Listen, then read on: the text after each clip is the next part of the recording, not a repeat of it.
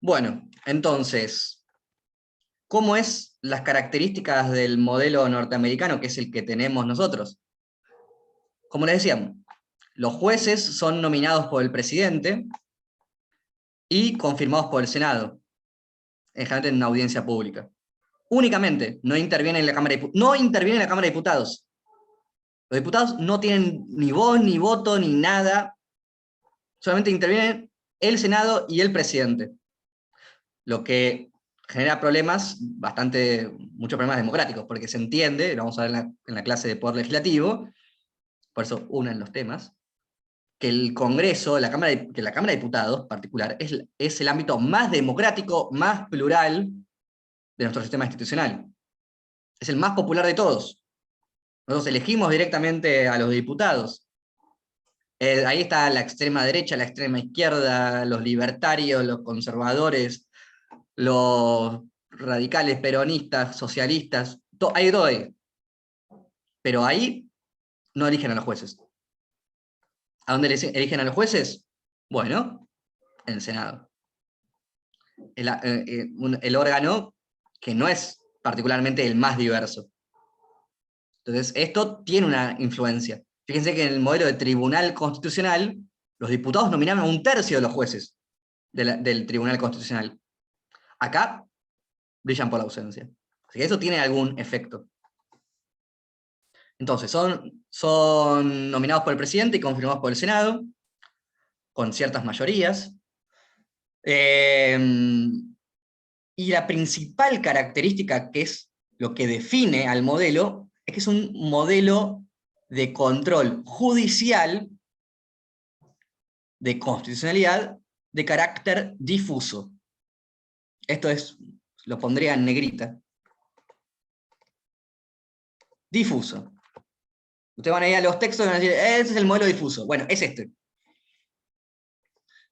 Que lo que significa es cualquier juez del territorio de la República Argentina puede declarar la incompatibilidad entre la ley y la Constitución. El juez de minería de Catamarca puede declarar la inconstitucionalidad de cualquier ley. Juez provincial o federal. Todos los jueces de Argentina tienen la capacidad de declarar la inconstitucionalidad, la incompatibilidad. No es solamente la Corte Suprema, no es solamente la Corte Suprema, muy importante, cualquier juez. Por eso es lo contrario de concentrado. Concentrado y difuso son opuestos. En un sistema, solamente el Tribunal Constitucional. En este sistema, cualquier juez. ¿Por qué? Porque el razonamiento es que es la función natural de un juez de aplicar o inaplicar una ley. Y segundo tema importantísimo, en un caso concreto. ¿Se acuerdan lo que pasaba en el modelo que vimos antes? La idea era la sanción al Congreso, y si se juntan un par de firmas, el Tribunal Constitucional va y la analiza. En abstracto. Dice, a ver, ¿esta ley es compatible o no? Sí, bueno, sí, no, lo que sea. Acá no puede pasar eso. Para que haya una declaración de inconstitucionalidad, tiene que hacerse en el caso concreto. Es decir, tiene que haber una persona que esté afectada por la ley. Ah, bueno, a mí me aumentaron los impuestos y eso hace que yo pierda mi derecho a la propiedad. Entonces, no es que los jueces van a decir, a ver, esto en principio, ¿es compatible con el derecho a la propiedad? ¿Sí o no? Bueno, no. Acá lo que pasa es que tiene que venir el señor contribuyente a decir que le están violando un derecho. Entonces no puede ser, esto lo vamos a tomar en el examen. No es que vengo yo como abogado, esto fue una pregunta que hicimos en el examen anterior. No es que sacan mañana una ley de, no sé, del pago, utilizar los recursos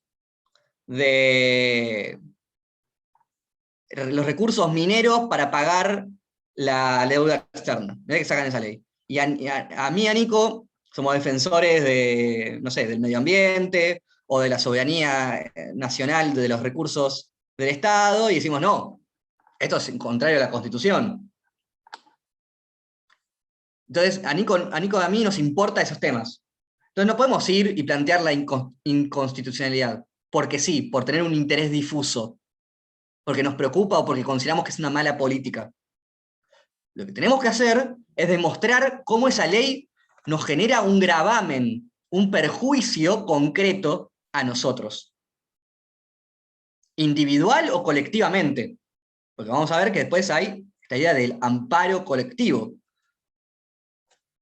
Pero la idea es que tiene que haber una afectación a nosotros, a un grupo de personas o a un individuo. No, a mí que me aumenten los impuestos me deja en la calle. Me genera un perjuicio tremendo.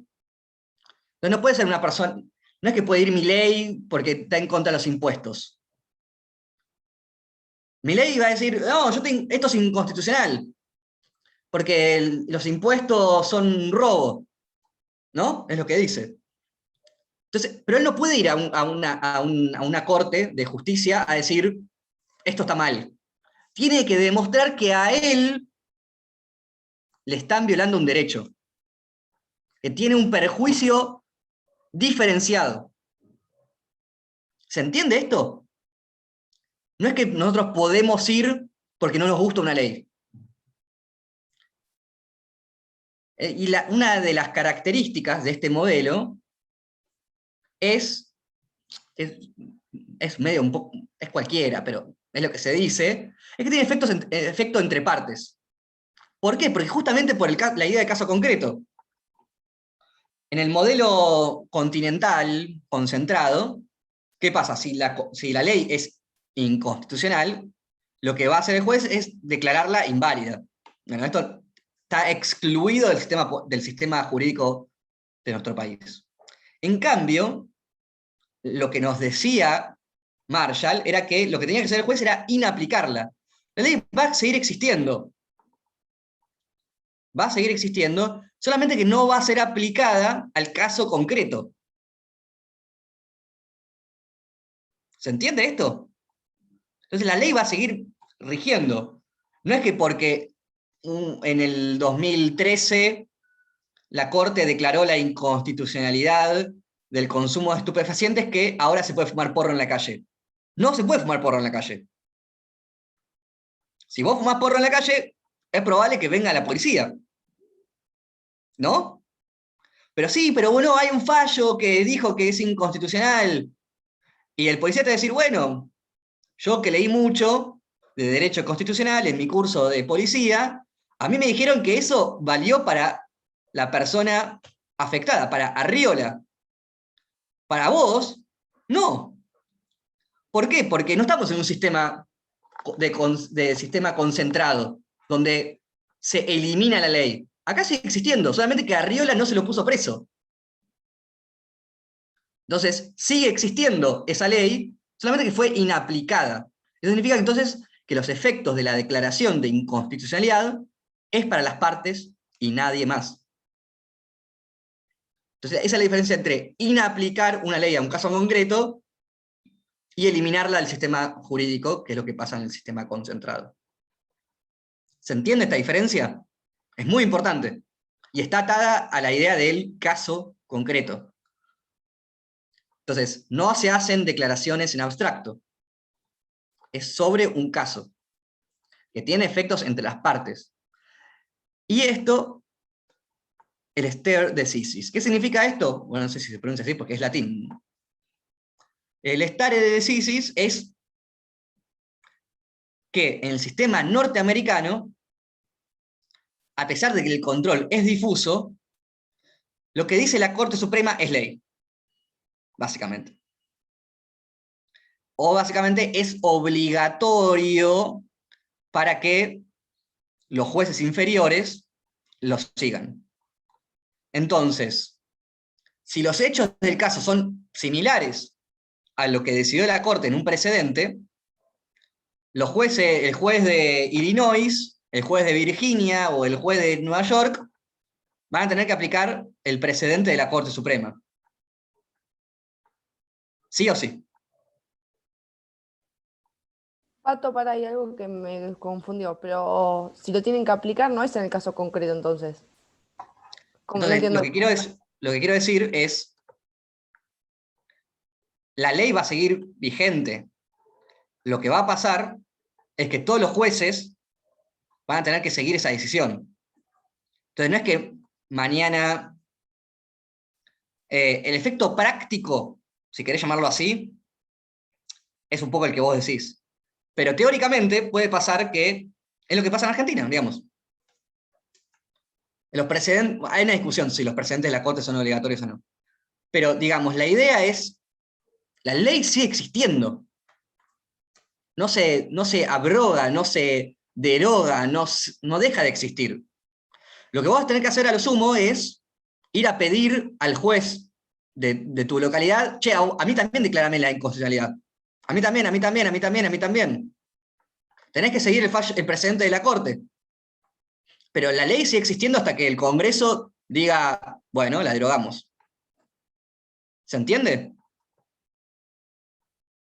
Sí, ahora sí, gracias. ¿Por qué es importante esto? Y tal vez la principal diferencia con Argentina.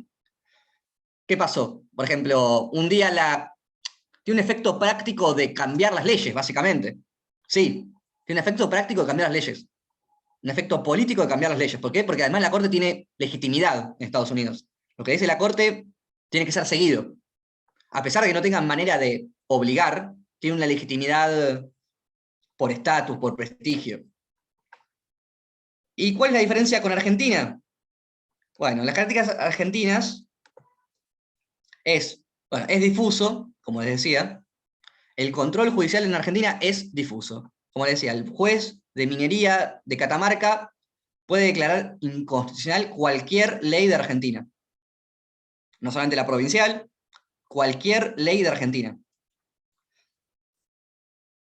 Otra característica importante es que además, nuestros jueces no solamente tienen la obligación, diría alguien, de declarar la inconstitucionalidad, sino también la inconvencionalidad.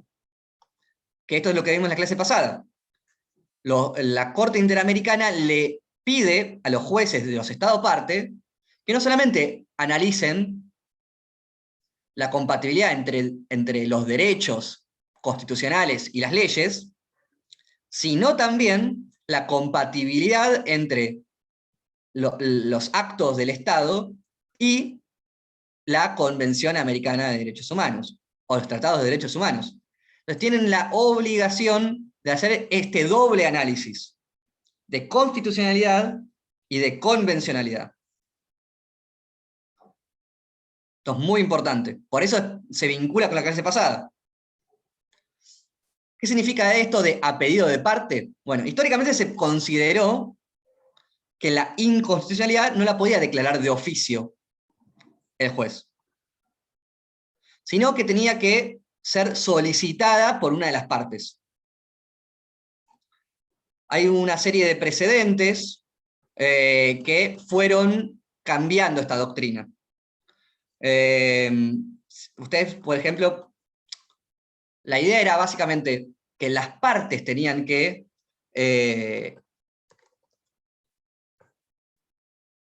a ver cuál es el precedente, que se llama, creo que si no me equivoco es Ganadera de los Lagos, en el cual la Corte empieza a aceptar la declaración de inconstitucionalidad de oficio. ¿Sí? A pesar de que no lo pidió nadie,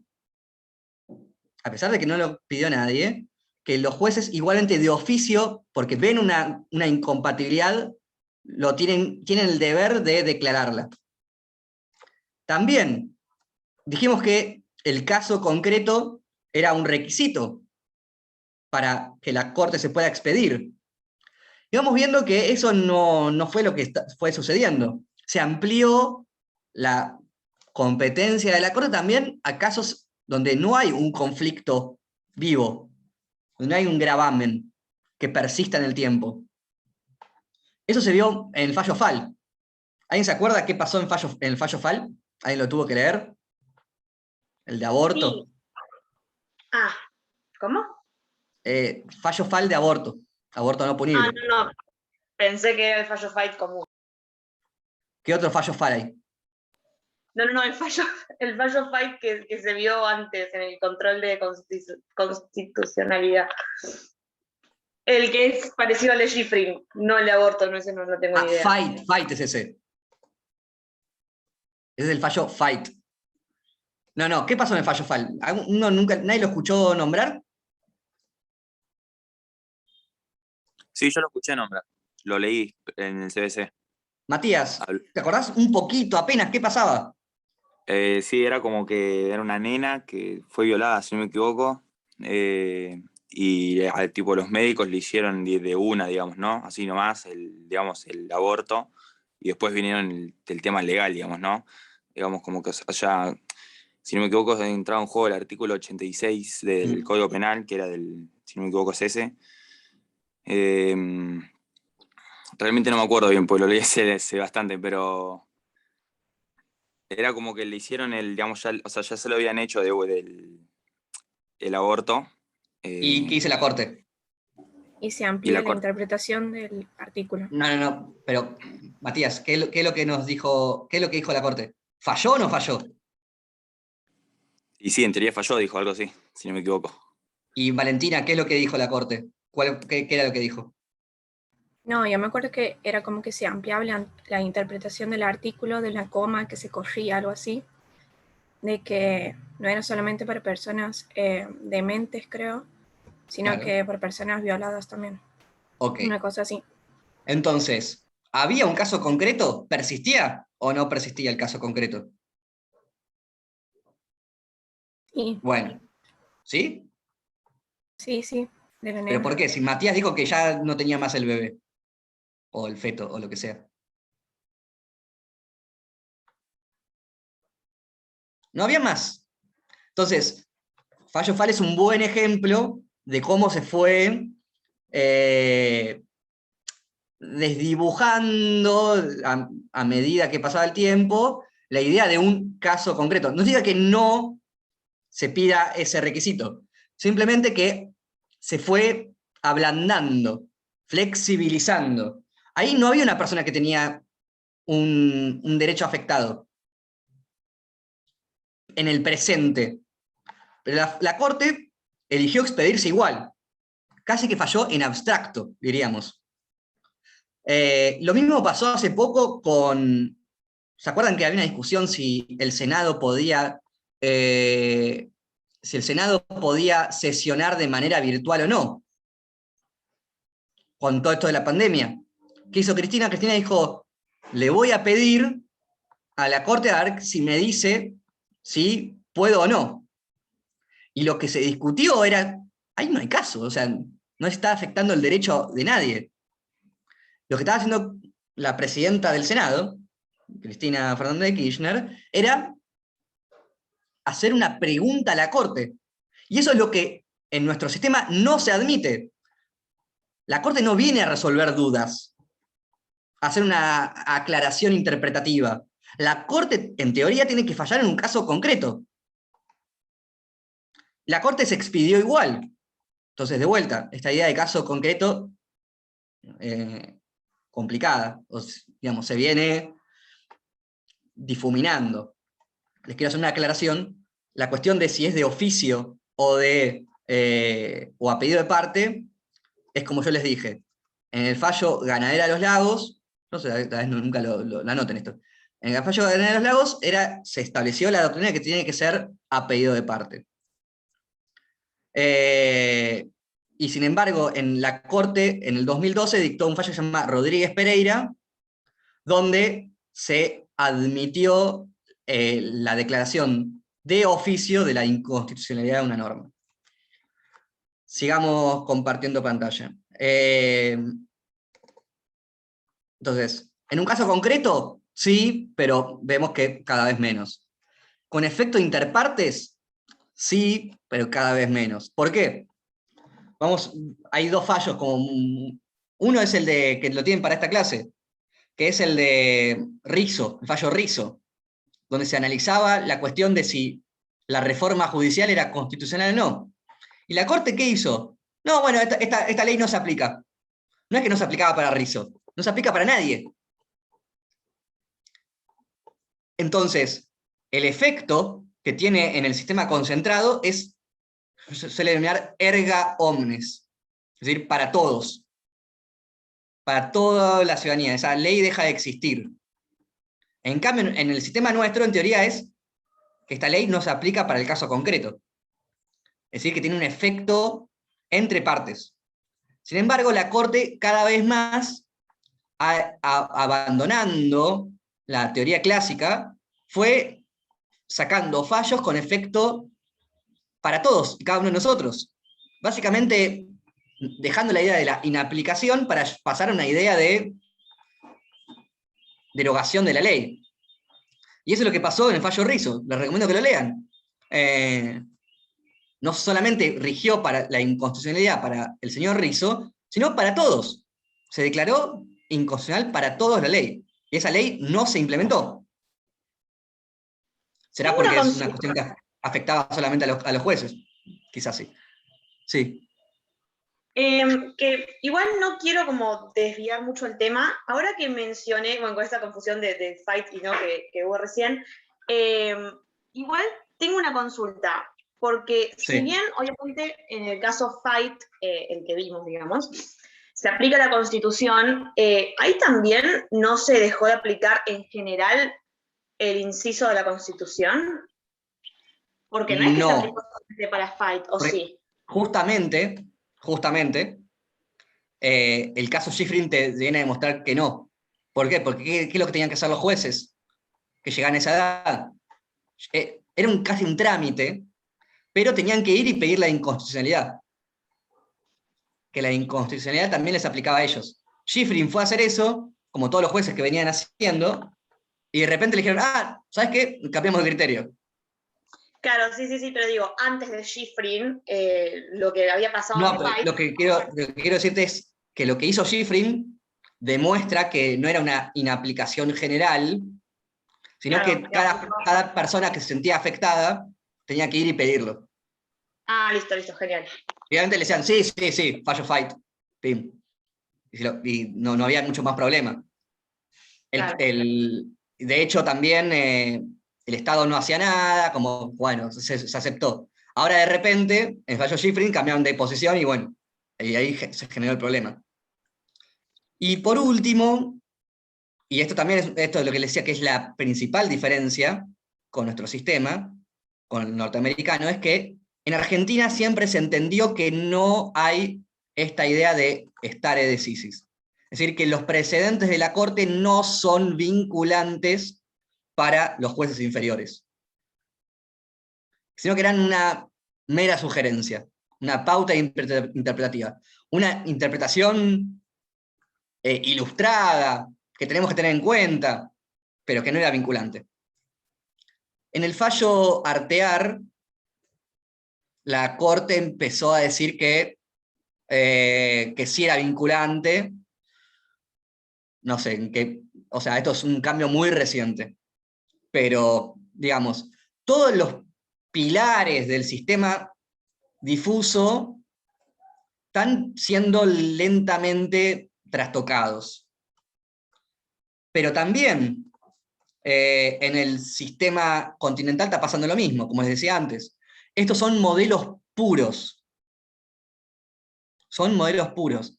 Los países y la dinámica judicial van desdibujando estos modelos puros. No hay país que tenga un modelo perfecto único.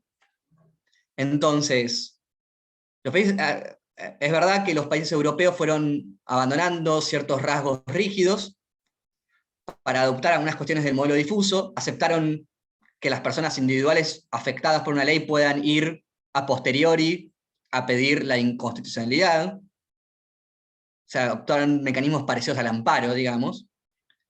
Al mismo tiempo, la Corte Suprema, como vimos recién, fue expandiendo la legitimidad en algunos casos, fue actuando en abstracto en otros, actuando de oficio en otros, actuando con efecto erga omnes en otros. Entonces, si bien se pueden catalogar, diferenciar los modelos de cada país, la realidad es que pareciera, esto es una opinión personal, como que los modelos están como tendiendo al centro, como acercándose, manteniendo sus características, pero adoptando cuestiones propias de los otros sistemas. Algunas cosas que está haciendo la Corte Suprema Argentina se está pareciendo más a un sistema concentrado que al modelo norteamericano. Y también algunas cortes constitucionales europeas y latinoamericanas están pareciéndose más a un modelo difuso de control judicial. Entonces, si bien mantienen sus características centrales, están tendiendo a emparentarse. ¿Les parece si hacemos 5 minutos y 3, volvemos? Y 53, perdón. Y terminamos con la última parte de la clase.